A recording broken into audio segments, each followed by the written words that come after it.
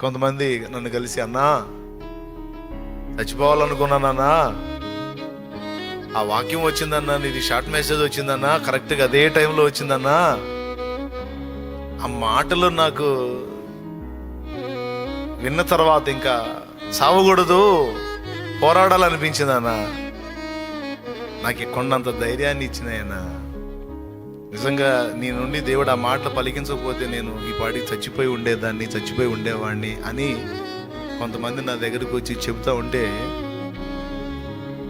ఆ పక్కగా తిరిగి ఏడుచుకుంటా ఉంటాను. మరి ఏం చేయాలి నేను? ఆయన మాట వినకముందు నేనే పోవాలనుకున్నా. ఆయన మాట విని ఆయన చెప్పినట్టుగా నడిస్తే ఎంతమంది, ఒకరిద్దరు కాదు నాకు చెప్పినోళ్ళు, ఇక చెప్పనోళ్ళు, నాయన ఫోన్ల ద్వారా తెలియజేసేవాళ్ళు, అది ఇంత సంఖ్య అని నేను చెప్పను.